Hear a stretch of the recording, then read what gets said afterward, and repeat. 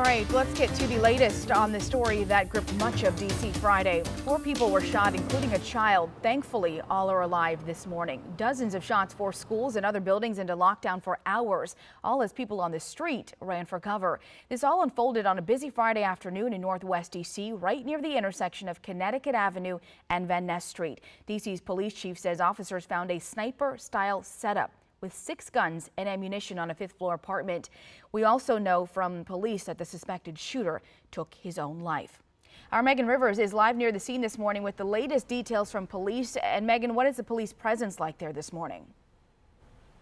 Good morning, Marcella. Yeah, a lot of police still in the area. We're at the intersection of Upton Street and Connecticut Avenue. Police here on the scene tell us that they will be here for quite some time. This was a very large scene on Friday afternoon, much quieter than it was yesterday. We're seeing neighbors wake up, they're walking their dogs, and still just kind of in awe by what happened. A reminder for folks across the metro region that crime truly has no zip code.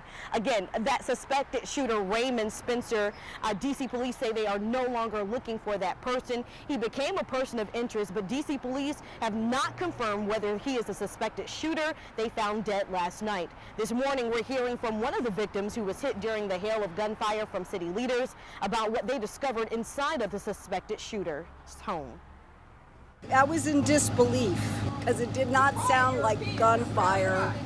It sounded like it was so loud, it sounded like explosions. A scene no one could have predicted they'd witness on what was seemingly a peaceful Friday afternoon.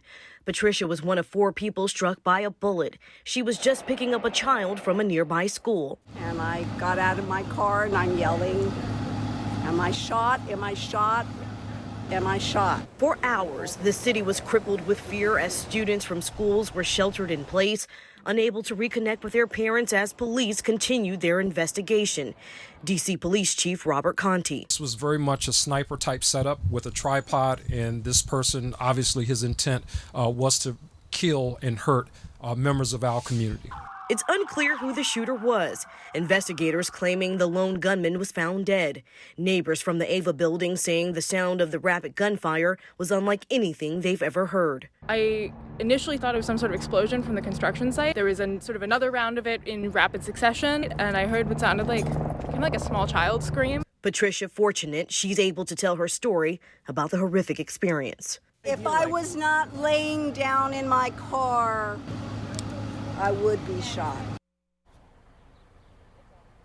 Well, again, today we're hoping to learn more from D.C. police about who that shooter was, if they have a motive, and why he did this. Again, but right now here in Northwest D.C., we're at Upton and Connecticut Avenue, just in front of the Edmund Burke School, where the street remains blocked off. D.C. police saying that they will be in this area for quite some time. Now, as soon as we get those updates from investigators, we will update you on air and online at WUSA9.com. Reporting live in Northwest D.C., I'm Megan Rivers. Marcella, I'll send things back to you in the studio. All right, Megan, we appreciate the update. Thank you.